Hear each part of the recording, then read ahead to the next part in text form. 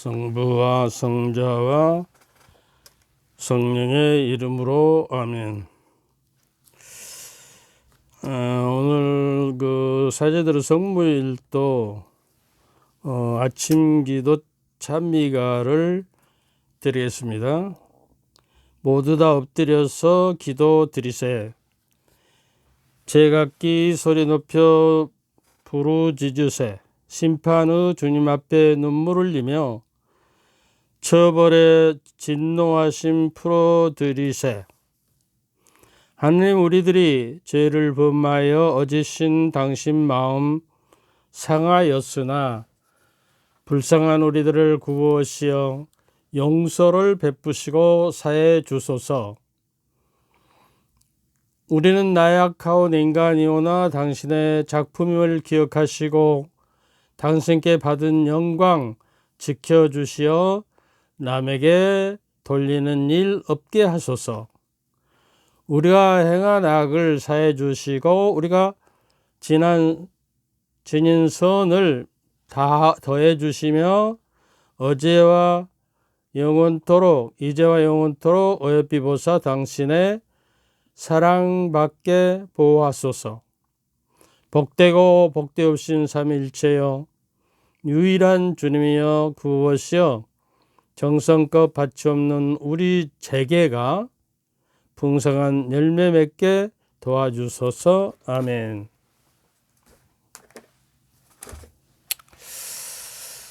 오늘은 연결해서 지난번에 이제 주님의 기도에 대해서 말씀드렸죠. 하늘에 계신 하려면 늘 세상 일만 빠지면서 하늘에 계신이라고 기도하고 있지 않는지요? 이렇게 물었어요.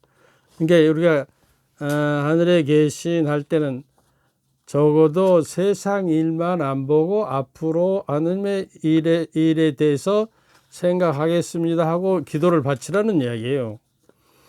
우리 하늘에 계신 우리 늘 혼자만 자기 이기심만을 위해서 우리라고 하지 자기를만 이야기하죠. 아버지라면서 내가 하나님의 자녀로서 살지 않으면서 아버지를 앞으로는 그렇게 자녀로 살겠다는 의미죠. 아버지의 이름이 거룩히 빛나 자기 이름을 위해서 안간힘을 쓰면서 아버지의 이름이 빛나게 하지 않는지요. 앞으로 그러니까 내가 하나님의 영광과 하느님의 이름이 거룩하게 빛나시도록 나를 통해서 그러한 일을 내가 행하겠다는 이야기가 됩니다. 아버지의 나라가 오시면 물질 만능의 이 세상만 물질의 신을 우리가 섬기고 있으면서 물신을 섬기고 있으면서 만몸이라고 그러죠. 하느님 나라가 오시라고 우리가 말하고 있지는 않은가. 하나님의 하늘의 뜻이 하늘에서 땅에서 이루어지소 자기 뜻만을 쫓는 사람이 이제는 이 기도를 하면서 내 뜻을 접고 하느님의 뜻을 지키겠다고 해야 한다. 오늘 우리에게 일용할 양식을 주시고 가난한 이를 번체만체 하면서 나에게만 양식을 주라고 하면 안 된다는 이야기죠. 자에게 잘못한 일을 저희가 용서하듯이 저희도 용서하듯이 누구인가 이제 앙심을 품고 있다든가 저에게 잘못한 일을 용서하오니 하고 말하고 있지는 않. 그러니까 이 기도를 하면서 남을 용서하고 나도 용서받겠다는 마음을 가지고 앙심을 품지 말고 프란치스코 교황님께서도 뒷담화도 죄가 된다고 조심하셔야 해요. 당사자가 없는데도 불구하고 그러니까 무슨 불만이 있으면 당사자에게 이야기를 하고 대화를 나눠야 하는데 없는 가운데 그 사람에게 대해서 뒷담을 하고 또 악담을 한다든가 하면 인격을 헐뜯으면 이것도 죄가 된다는 거예요. 근데 무심코 우리는 신자들이 만나면 신부님께 대해서 수녀님께 대해서 임원들에 대해서 뒷담화도 하고 신부들도 이제 만나면 주교님 뒷담화도 하기는 하죠. 근데 그것이 좀 지나치면 안 된다는 거예요.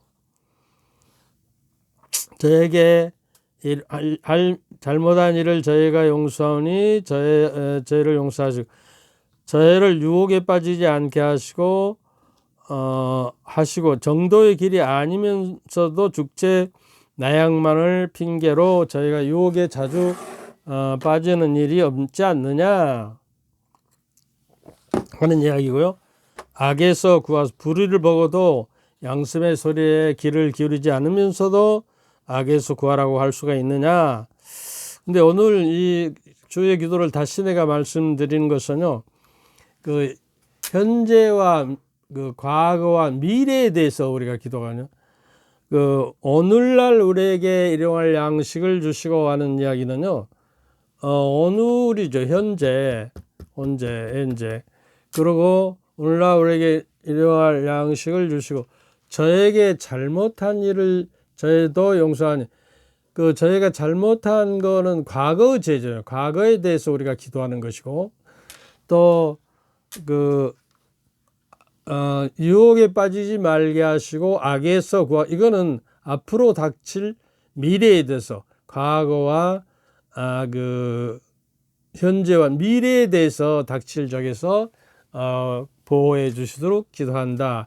이게 주의 기도에는 마지막에 현재와 과거와 미래에 대해서 우리가 그 기도를 온전히 드리고 있다는 사실도 기억하면서 기도하면 좋겠다 그거예요. 성모성에서도 마찬가지예요. 그 마지막에 그러죠. 은총이 가득하신 마리아 기뻐 주님께서 함께 계시니 언제 복되시며 태중아들에서도 천주 성모 마리아님이 이제와 현재죠. 이제와 저의 죽을 때는 미래죠. 죽을 때 저희 죄인을 위해 죄는 과거죠. 그러니까 주의 기도나 성모성에도 현재, 과거, 미래에 대한 모든 것을 하나님께 맡긴다는 마음이 있어야 한다 하는 이야기를 드리고 싶어서 오늘 다시 주님의 기도를 오늘 저에게 일용할 양식을 오늘이고 저에게 잘못한 일은 용서 그거는 과거의 죄들을 우리가 용서해주고 유혹에 빠진 악에서 이제 미래, 현재, 과거, 미래에 대해서 또 성모성에서도 이제와 현재, 저의 죽을 때 미래, 저의 죄는 과거. 그래서 주님의 기도와 성모성에도 현재, 그 과거, 미래, 내 인생의 송두리째를 기억하면서 하나님의 그 은총을 강구하는 기도다 하는 이야기를 드리고 싶어서 성모성도 그래요. 주의 기도처럼 주 천사가 마리아께 아뢰니 성령으로 인하여 잉태하시다. 은총이 가득하신 마리아님 기뻐하소서. 은총이 가득하신 마리아님 기뻐하소서 하고 우리가 기도할 때는 나도 은총을 충만히 갖도록 노력하는 자로서 은총이 가득하신 성모님을 부를 수 있다는 거예요. 은총은 개떡도 없으면서 은총을 내가 받기를 강구하지도 않으면서 은총이 가득하신 마리아라고 부를 자격이 있냐 그 말이에요. 은총이 가득하신 마리아니 기뻐하소서. 기쁨이라는 거 우리가 우리 인생을 그 가치관을 결정하고 내 기쁨이 내 안에 시면에서 그 기쁨을 내 시면에 아주 기쁨이 그 넘치고 기쁨이 솟아오르는 곳에서 신을 만난다, 하나님을 만난다. 기쁨이 없는 곳에는 하나님이 없는 거예요. 그 로마서 14장 17절에는 하나님의 나라는 먹고 마시는 것이 아니라 성령 안에서 누리는 의로움과 기쁨과 평화라고 해서 기쁨이 들어가잖아요. 그래. 하나님의 나라는 기쁨이 의로움, 정의로움, 신의 뭐 그런 거. 그리고 기쁨과 평화의 나라는 거예요. 근데 현재 내 안에 기쁨이 용서심치고 구원받은 것에 대해서 항상 할렐루야하고 기뻐하고 노래하는 내면에서 섞붙이는 그 기쁨 안에서 우리가 하나님을 만나야 한다는 거예요. 그러니까 기쁜 소식이라고 그러잖아요. 복음을 복된 소식, 기쁜 소식. 그래서 우리가 믿는 이들에게는 믿지 않는 사람들이 세상적인 것으로 기뻐하지만 우리는 영적으로, 우리가 세상 사람들은 육으로서 살지만 우리는 하나님의 영으로 살기 때문에 하나님의 영에 의해서 내 심혈에서 기쁨이 항상 솟아. 기뻐하소. 주님께서 함께 계시니, 우리가 주님이 우리 안에 함께 계시다는 것을 우리가 믿지 않으면서도 주님께서 함께 계시니 하고 성모님께 기도할 수 있냐 그 말이에요. 지난번에 내가 몇 번을 이야기했습니다. 고린도후서 15장 3절에 너희가 믿음이 있는지 없는지 스스로 판단하고 스스로 시험해 봐라. 주 예수 그리스도께서 여러분 안에 계시다는 것을 깨닫고 있습니까? 깨닫지 못하면 어쩐다고 그랬죠? 낙제자라고 그랬죠. 그리스도 신자가 아닌 거예요. 낙제자로서 사는 거예요. 우리가 그리스도를 모시고 성령의 궁전이 된 세례를 받아서 살고 있는데 그걸 인식하지 못하고 살고 있으면 우리는 아직 그리스도가 신자가 아니라는 거예요. 그래서 항상 그리스도와 함께 살고, 내가 이 세상 마칠 때까지 너희와 함께 있겠다. 마태복음 28장 마지막 20절 9절에서 이야기합니다.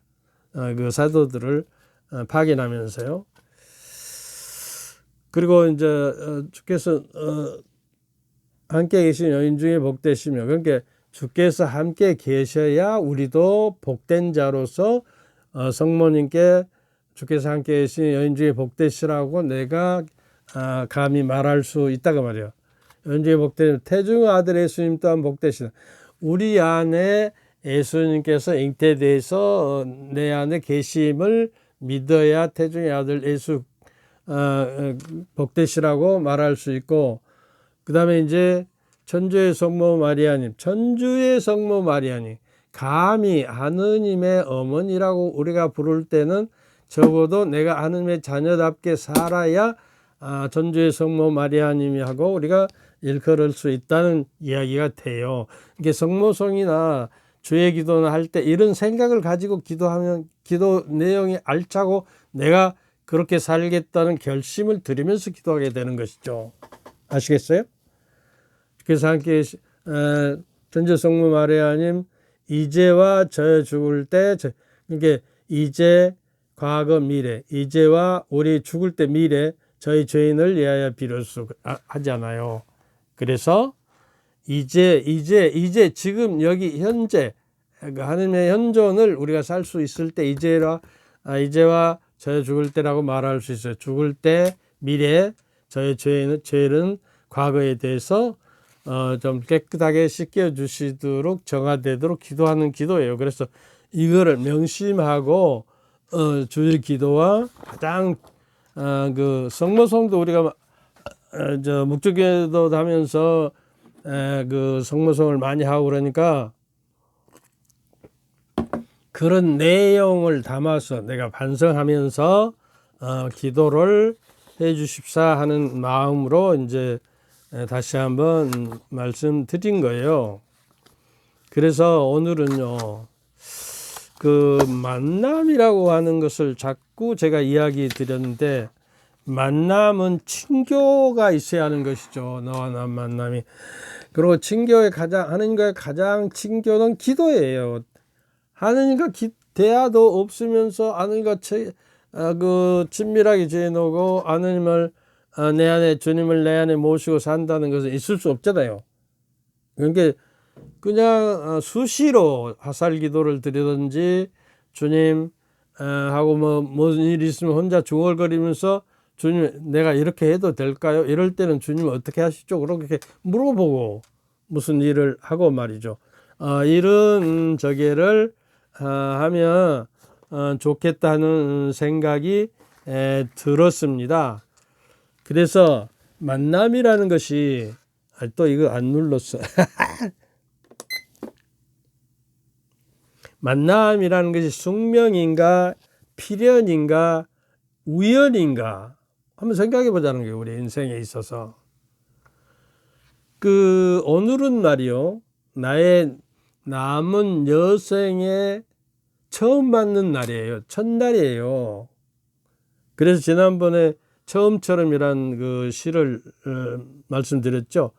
남은 여생에 우리를 이 첫날, 오늘이라는 첫날을 보내면 없어지는 거예요. 나에게서는. 과거로 밀려나는 거예요. 그래서 오늘은 그 어느 날이요. 오늘은 은총에 받는 날이라고 그러잖아요. 성서에도. 오늘을 하나님의 은총과 또 기쁨 안에서 구원의 날이 되도록 살아가야 한다. 그러니까 남은 여생의 첫날이고 새 아침이니까 아침 기도를 알차게 기도해야 하루가 알차게 연그러져요. 그러니까 아침 기도를요, 정말 조금 30분 더 일찍 일어나서 알차게 기도하고 활기차게 하루를 주님 안에서 은총의 삶을 살아가도록 해야겠다는 말씀을 드리는 거예요. 다시는 오늘이 지나가며 오늘 2023년 3월 오늘이 몇인가요? 13일인가요? 는 결코 돌아오지 않는, 오늘이 지나가면 오늘은 영구히 지어지고 만다 그러시오. 그래서 지난번에 오늘을 처음처럼 맞이하는 마음으로, 처음으로 하늘을 만나는 어린 새처럼, 어린 새가 처음으로 만나면 알을 깨고 엄청나게 힘들어서 나왔는데 보니까 하늘이 파랗고 온 그 광활한 저기가 내가 저기를 날아가야 하고 자유함을 느끼는 그 새처럼 살아 그 말이야. 하늘을 맞이할 때 처음으로 땅을 밟고 일어서는 새싹, 지난번에 이야기했죠.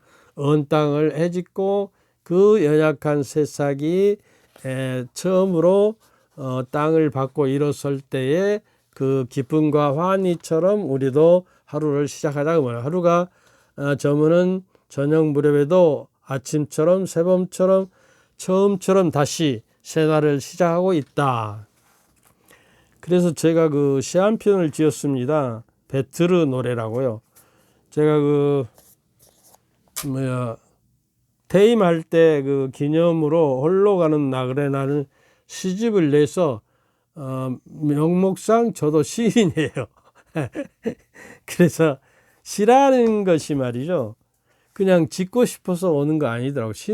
시가 나에게 와야 해요. 그러니까 새벽에면 어쩔 때는 나에게 시가 와서 막 적으라고 이렇게 하는 적도 있고 그러거든요.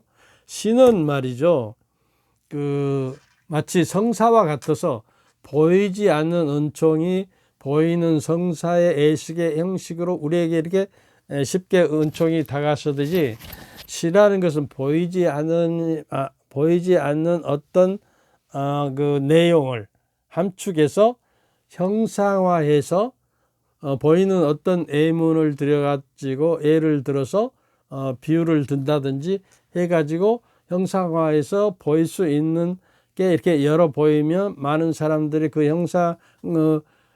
함축된 내용을 자기 나름대로 알아듣는 것이 시거든요.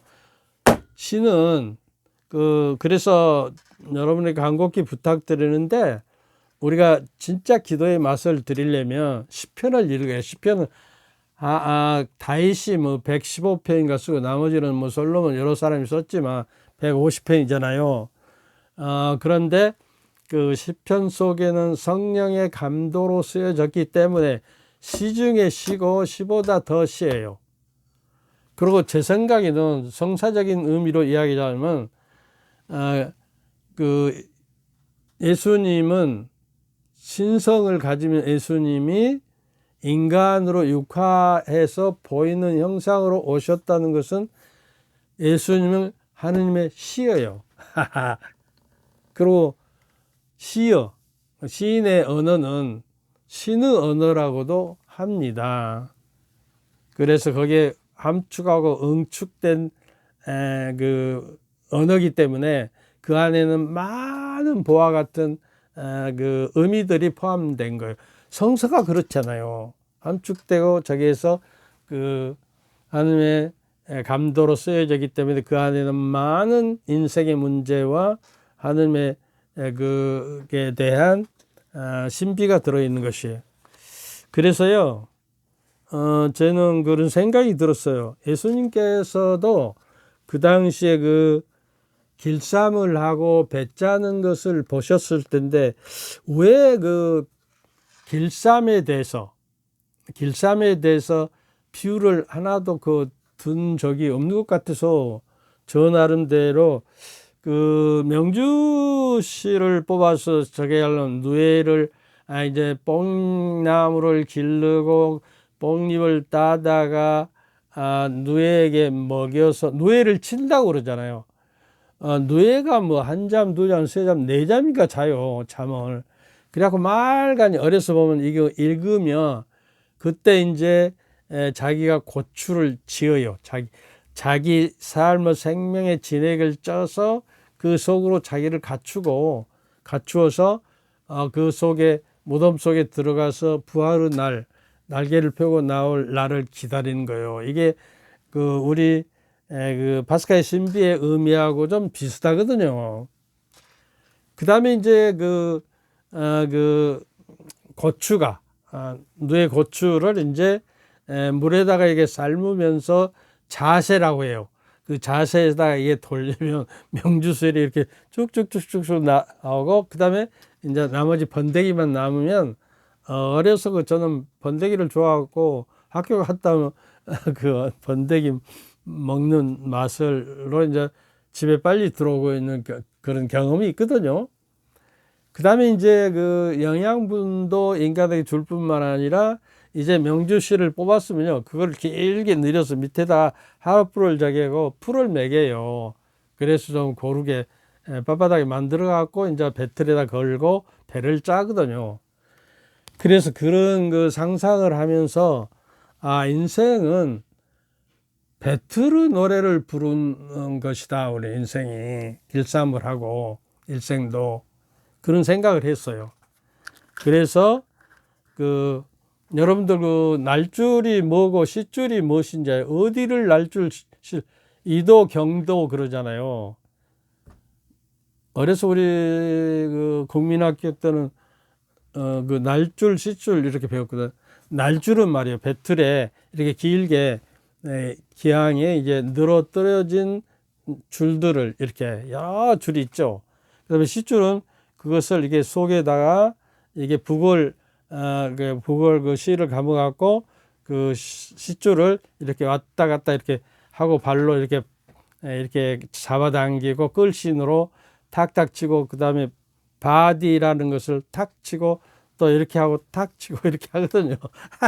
그래서 그거를 보고 상상으로 또 성서 말씀에 있는 그 말씀 욥기하고 이사야서에 있는 말씀을 담아서 시를 한 편 써봤는데 들어보실래요? 배틀의 노래. 오늘도 배틀에 올라 세월에다 잉앗대를 걸고 숙명의 날줄에 가로 세로에 북에다 씨를 먹여 끌신을 당기며 놓으며 배틀 북친다. 나는 나날을 배틀의 북보다 빠르게 희망도 없이 사라져 가는구나. 나는 배짜는 이처럼 내 삶을 감아들여야 했네.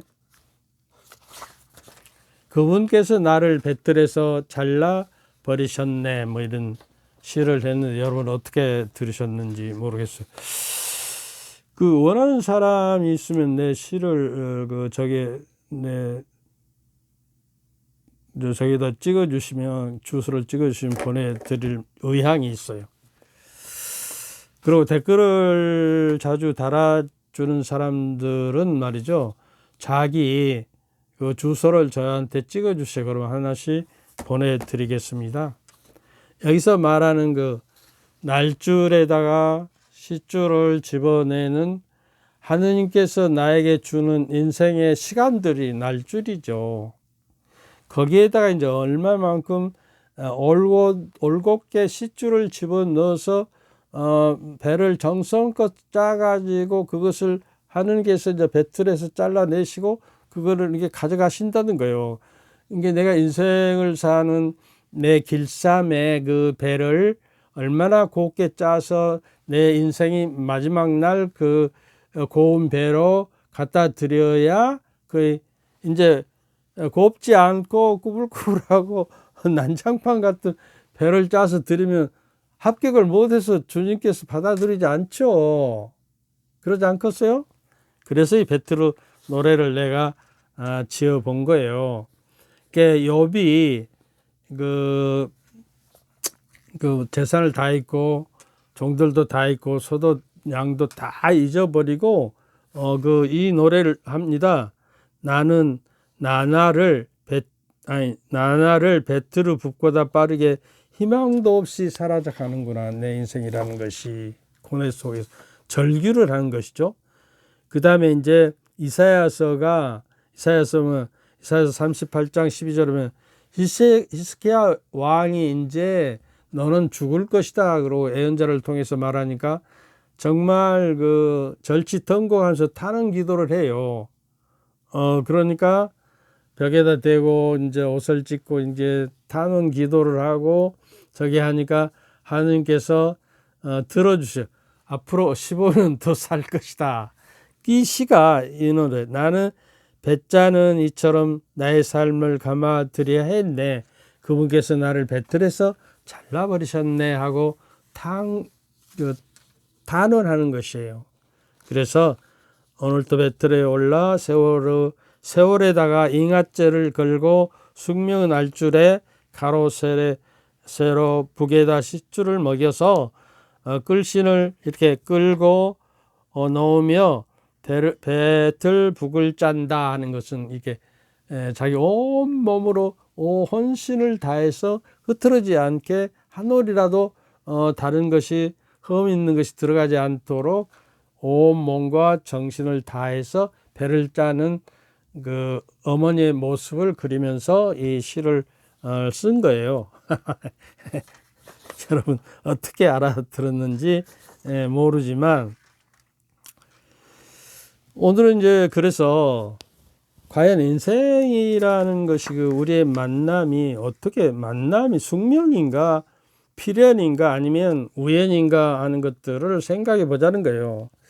내가 요새 그 카톡에서 내용을 하나 받았는데 옛날부터 제가 아는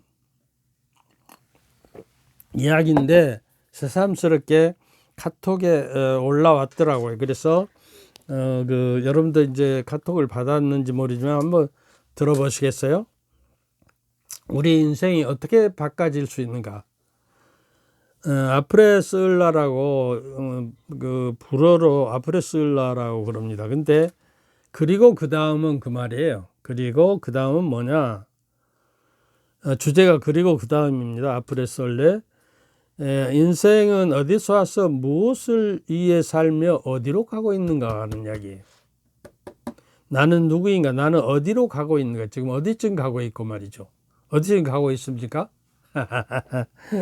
하늘 문턱에 도달했습니까? 아니면 그 계곡 골짜기를 해서 헤매고 있습니까? 아니면 주님의 길을 올곧게 찾아서 주님의 뜻을 실천하면서 의롭게 살아가고 있습니까? 나는 한 번쯤 이러한 질문, 이러한 의문을 가져 보았을 거예요, 여러분도. 인생을 와서 무엇을 위해 살며 어디로 가는가? 나는 어디서 왔는가? 나는 누구인가? 나는 어디로 갈 것인가? 이 질문은 동서양의 모든 철학자들의 질문이요. 모든 인간이 갖는 질문이기도 합니다. 그러나 어느 누구도 명쾌하게 답을 못했습니다. 프랑스 파리에 있는 한 수도원으로 들어가는 입구에는 큰 돌 비석이 하나 있고 그 비문에는 아프레슬라 그리고 그 다음은 그러고 써져 있어요. 라는 말이 3번이나 반복되어 적혀 있습니다.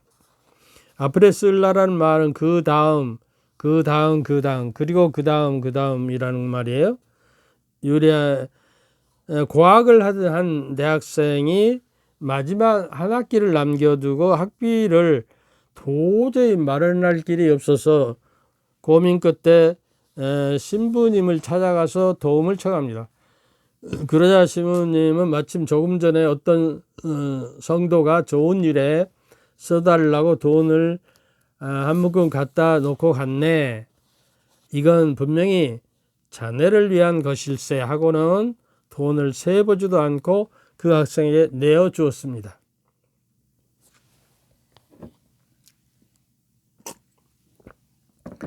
뜻밖의 도움을 받는 이 학생은 기쁜 얼굴로 봉투를 받아 돌아 나오는데 신부님께서 잠시 불러 세웁니다.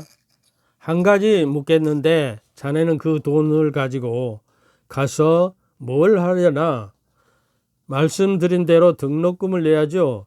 그리고 그 다음은 열심히 공부해서 졸업을 해야죠. 그리고 그 다음은 법관이 돼서 억울한 사람들을 돕겠습니다. 좋은 생각이구만. 그래주면 좋겠네. 그 다음은 돈 벌어서 장가도 가고 가족들도 먹여 살려야 하지 않겠습니까? 그리고 그 다음은 계속 묻습니다. 심상치 않는 질문에 학생은 더 이상 대답을 못했습니다. 그리고 그 다음 뭡니까? 늙어서 어쩝니까? 신부님은 빙그레 웃으면서 그 다음은 내가 말하지. 자네가 죽어야 하네. 그 다음은 자네도 심판대 앞에 설 것일세. 알았는가? 학생은 집으로 돌아왔지만 아프레스을라 그리고 그 다음이라는 그 말이 쟁쟁해서 신부의 질문에 귓가에 떠나지 않았습니다. 학생은 고민 끝에 자기 인생을 뒤돌아보고 나는 어디로 갈 것인가를 생각하며 학생은 결국 돈을 신부님에게 돌려주고 수도원으로 들어가서 수도사가 되었고 보람되고 귀한 일들을 많이 하며 생을 보냈습니다. 그가 죽고 난 뒤에 그 묘비에는 그가 한평생 좌우명으로 애우던 3마디가 써 있었습니다. 아프레셀라 그리고 그 다음은 이렇게 3번이 써 있다.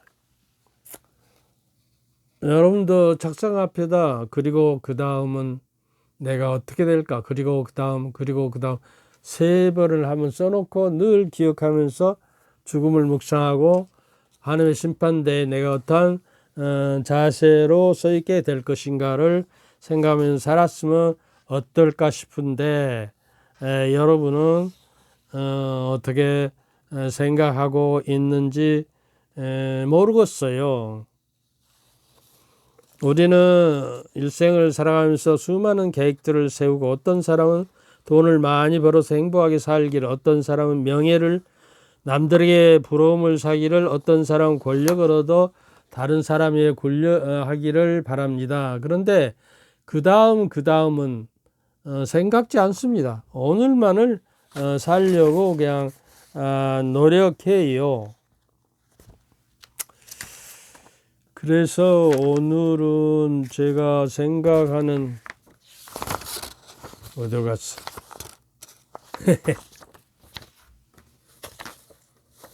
아이고. 이제 오늘 말씀드리고자 하는 저기가 어디로 가버렸어? 이거 어쩌지?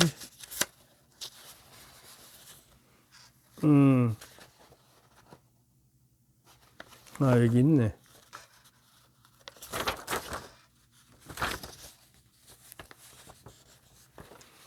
우리가 적어도 어머니 뱃속에서 말이죠. 이제 저기 한답니다. 아버지의 그 생명의 씨앗 정자가 이제 그 어머니의 자궁 속에 한번 이렇게 출사되는 것이 전에는 뭐 1조 개가 정자수가 되고 그랬는데 지금은 6천만 개에 불과하답니다. 그리고 이제 그 여러 가지 오염과 또 스트레스와 세상이 복잡해짐으로 그 정자수가 점점 떨어진다고 그래요. 그러면 그 정자수가 떨어지면 어떻게 되죠? 생산을 못 해요. 근데 이제 결혼은 목적은 사랑과 생산이거든요. 이게 생산을 못하는 결혼은 결혼이 아니에요. 그러니까. 그래서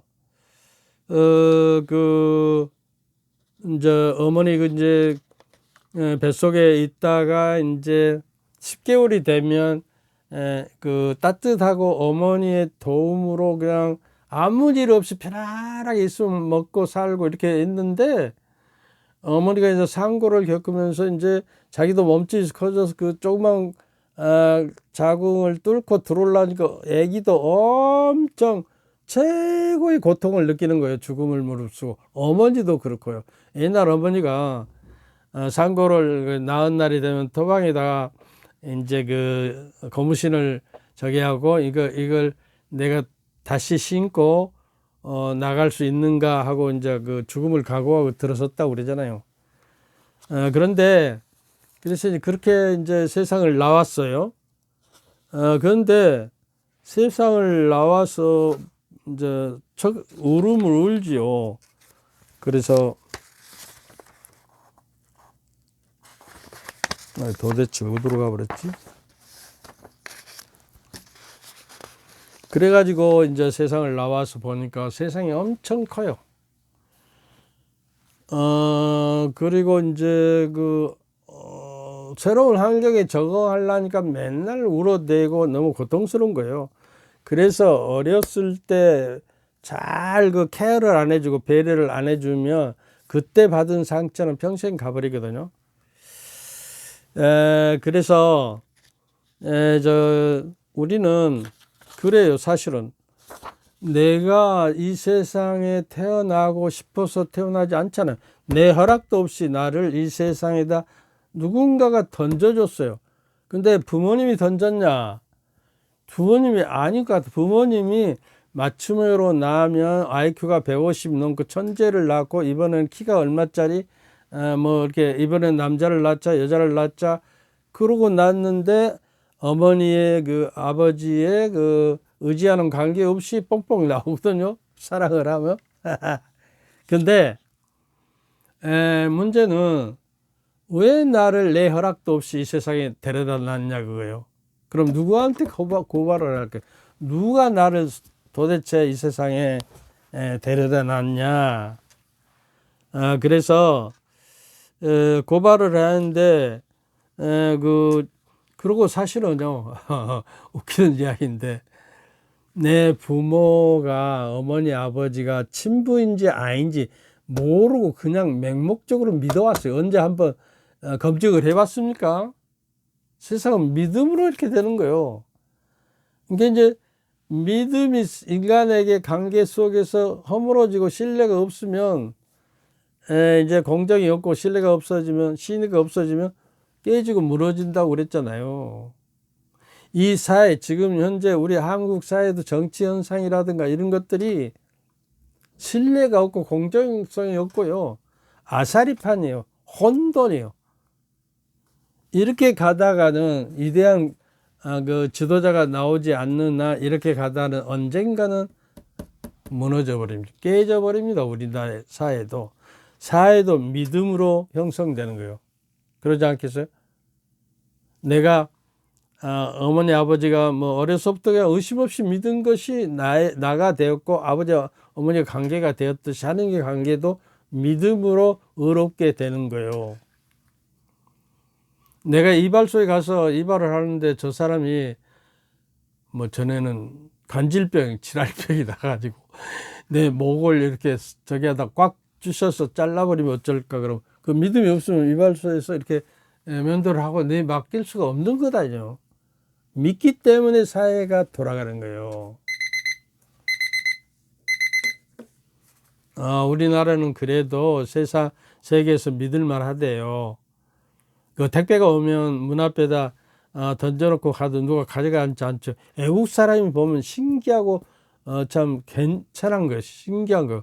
그리고 외국 사람들 여행 갔다가 식당에서 뭐 핸드폰을 놔두고 갔다든지 그러면 다시 오면 꼭 있거든요. 주인이 챙겨서 주거든요.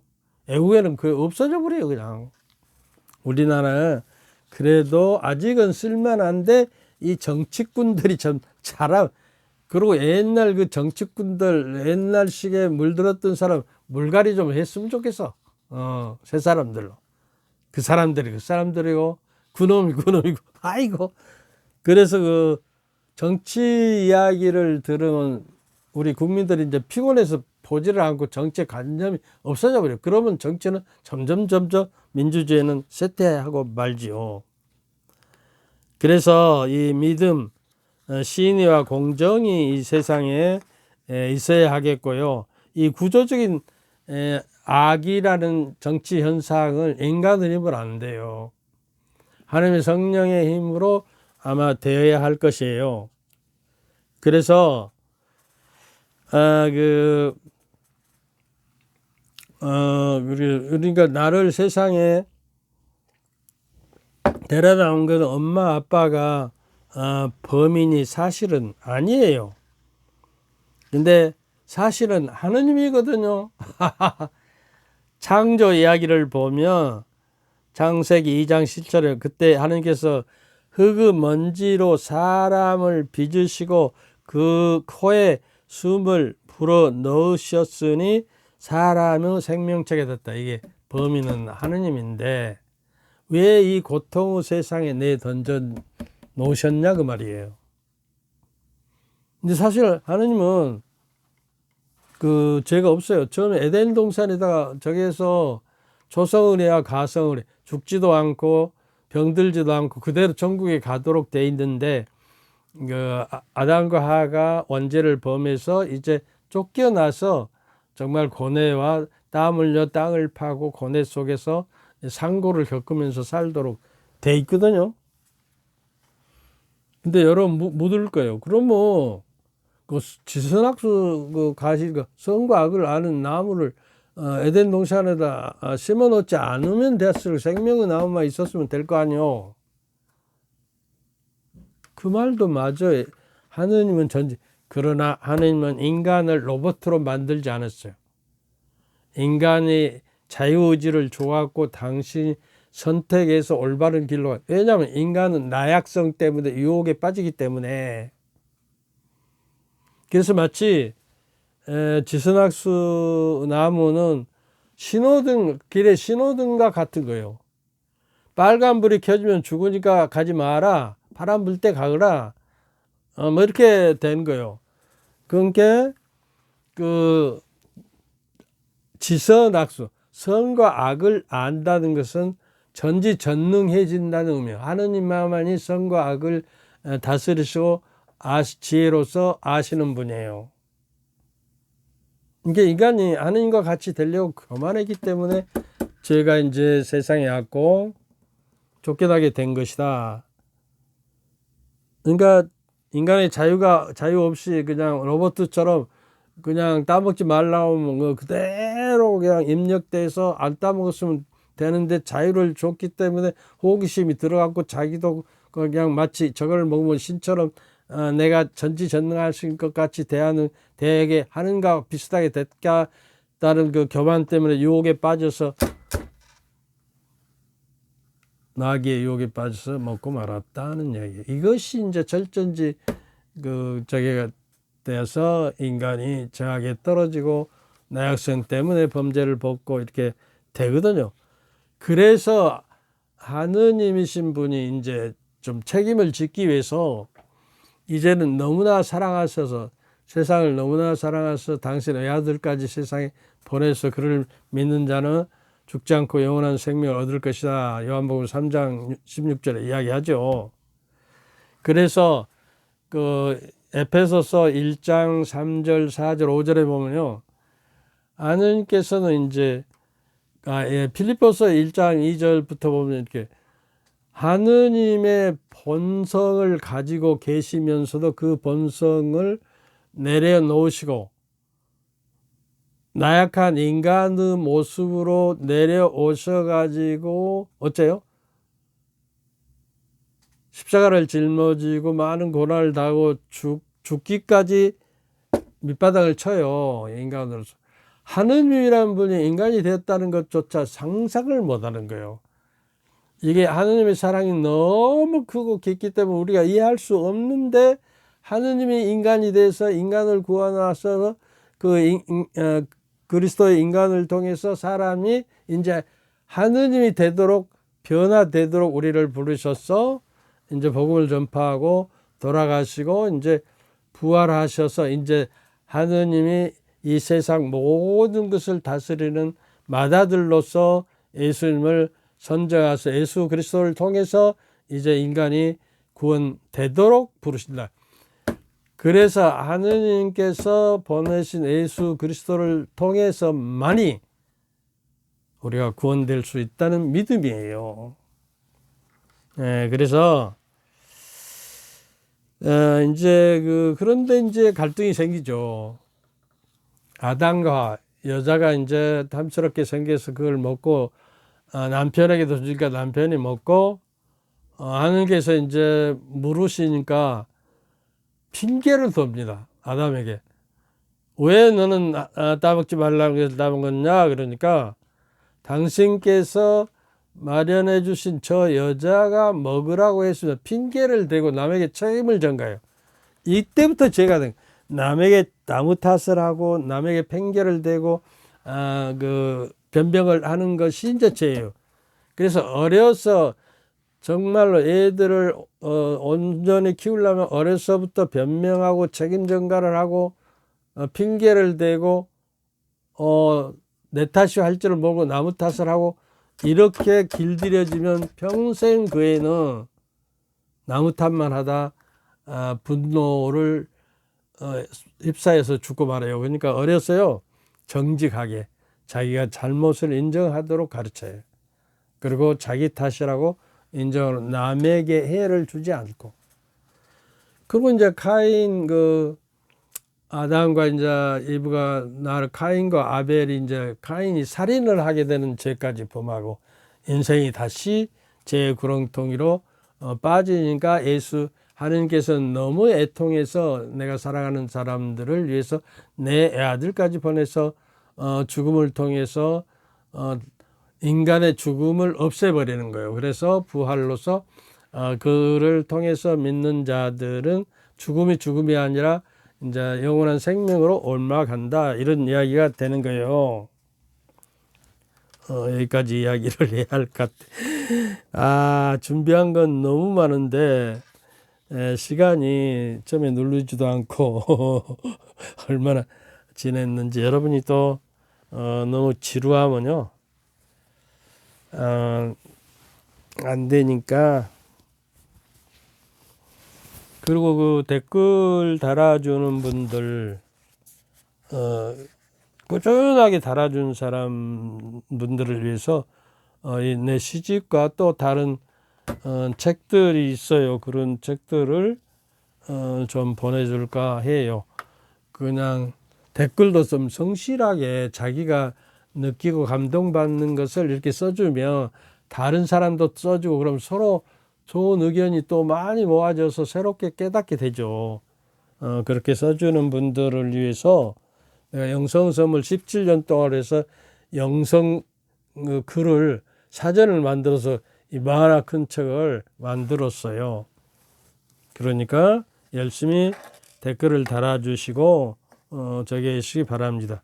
주님께서 저희와 함께 또한 사제의 영과 함께 전능하신 천주 성부와 성자와 성령께서는 여러분과 여러분 가족 모두를 위해서 축복을 내리소서. 우리 주 그리스도를 통하여 비나이다. 아멘. 감사합니다. 감사합니다.